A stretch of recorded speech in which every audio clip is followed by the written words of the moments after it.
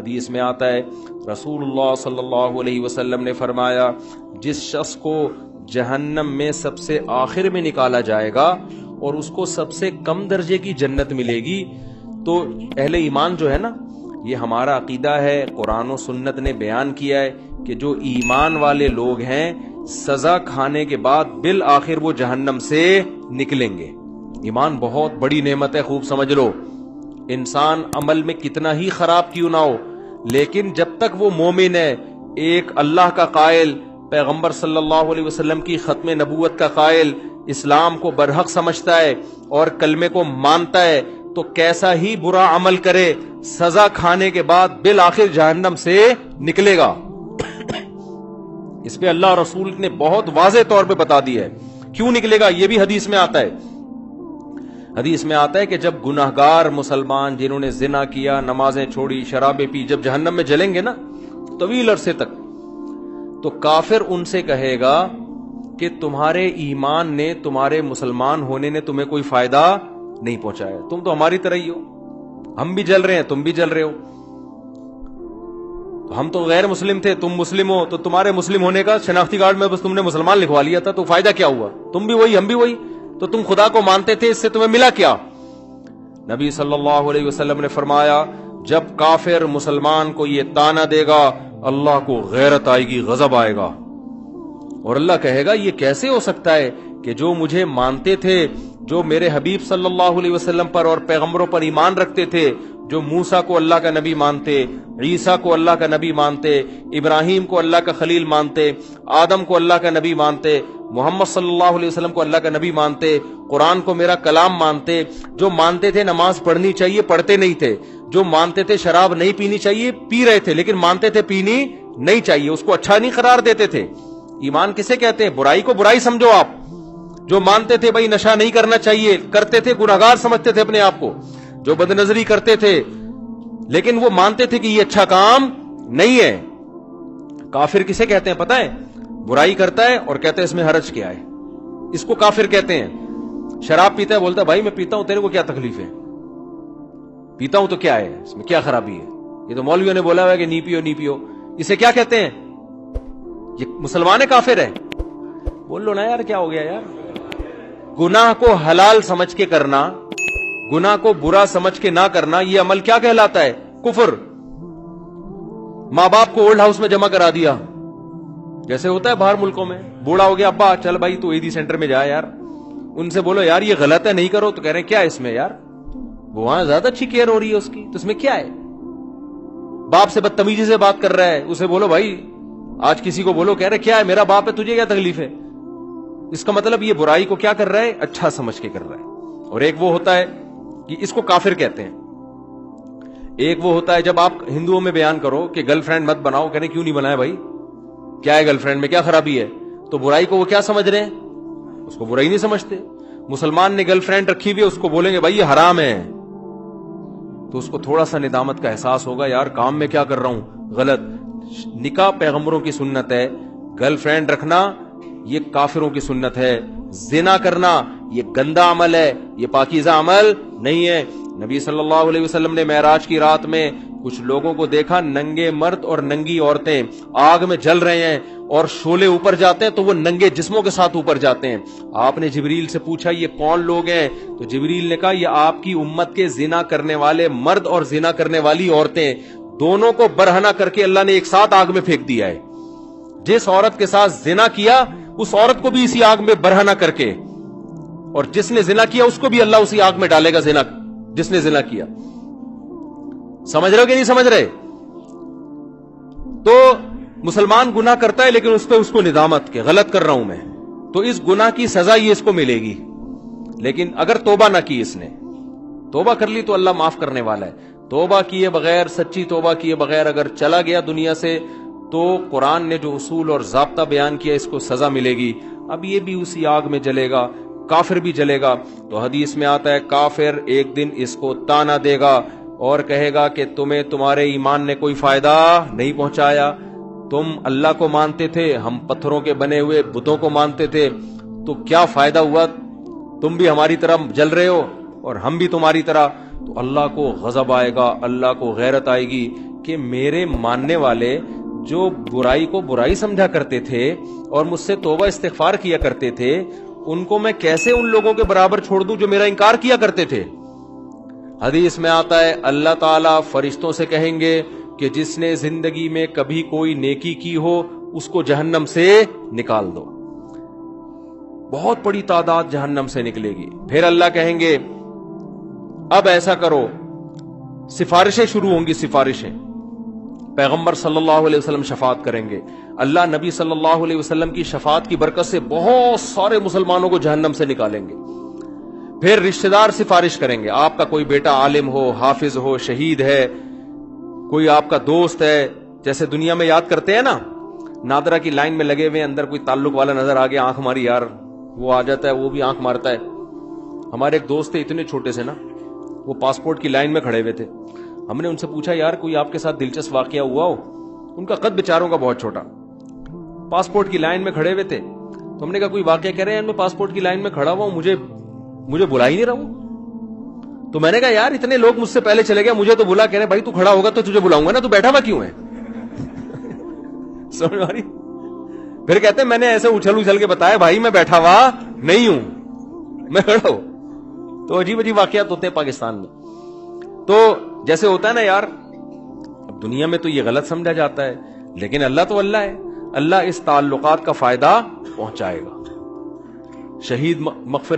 شہید سفارش کرے گا، علماء شفاعت کریں گے. آپ کی اولاد میں کوئی حافظ ہے وہ شفاعت کرے گا، تو اللہ ان کی شفاعت کی برکت سے اور بہت سارے مسلمانوں کو جہنم سے نکالیں گے. سمجھتے ہو گے نہیں سمجھتے؟ پھر اللہ تعالیٰ فرشتوں سے پوچھے گا اب بتاؤ کتنے لوگ ہیں؟ فرشتے کہیں گے اللہ ابھی بھی بہت سارے لوگ ہیں. اللہ فرشتوں سے کہے گا اب کوئی کسی کی سفارش کرنے والا ہے؟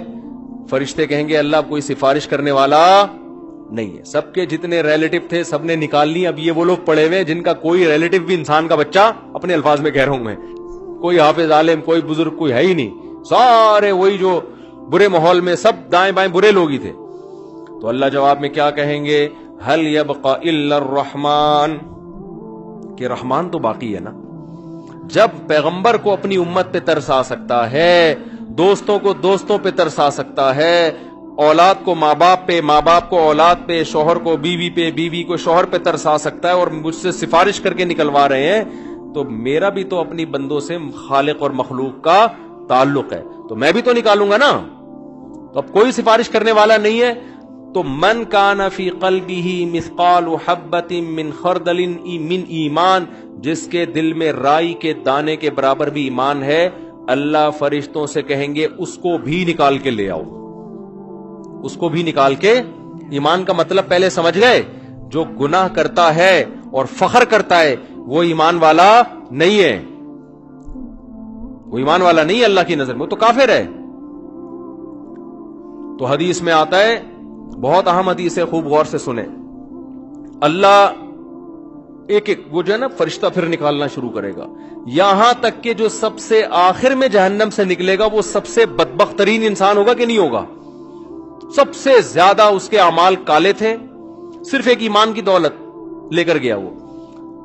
تو نبی صلی اللہ علیہ وسلم نے فرمایا کہ جب اللہ تعالیٰ اس کو نکالیں گے، اس حدیث کے راوی ہے عبداللہ ابن مسعود رضی اللہ تعالی عنہ. حضرت عبداللہ بن مسعود کا حلقہ کوفہ میں لگا ہوا ہے، شاگرد بیٹھے ہوئے ہیں، حضرت عبداللہ بن مسعود ان کو یہ حدیث سنا رہے ہیں کہ اللہ تعالیٰ جب اس آخری فرد کو نکالیں گے نا، سب سے لاسٹ میں نکلے گا وہ، پتہ نہیں کیا ہوگا وہ، آپ خود سوچ لو. سب سے آخر میں نکلے گا وہ، تو وہ کہے گا کہ میرا رخ اس جہنم سے پھیر دیا جائے. اس سے نفرت ہوگی آگ سے، اللہ اس کا رخ پھیریں گے. پھر اللہ اس سے کہیں گے بتا تو کیا چاہتا ہے، بتا تو کیا چاہتا ہے. حدیث میں آتا ہے کہ جس طرف رخ کرے گا نا اس طرف جنت ہوگی. تو وہ اللہ سے کہے گا کہ اے اللہ، یہ جو اتنی خوشنما جنت جس کے بارے میں قرآن کہتا ہے ما لا عین رأت ولا اذن سمعت ولا خطر علی قلب بشر، ایسی نعمتیں میں نے اپنے بندوں کے لیے تیار کر کے رکھی ہیں جو نہ کسی آنکھ نے دیکھی، نہ ان کی حقیقت کسی کان نے سنی، نہ ان کا تصور کبھی کسی دل میں گزرا ہے. آپ عیاشی کا تصور کرو نا، آپ کا تصور جہاں جا کے ختم ہوگا نا، جنت اس سے بھی اوپر کی چیز ہے. حدیث میں آتا ہے عبداللہ بن مسعود رضی اللہ تعالیٰ عنہ فرماتے ہیں کہ جو سب سے آخر میں جہنم سے نکلے گا اللہ اس سے پوچھیں گے بتا کیا چاہتا ہے.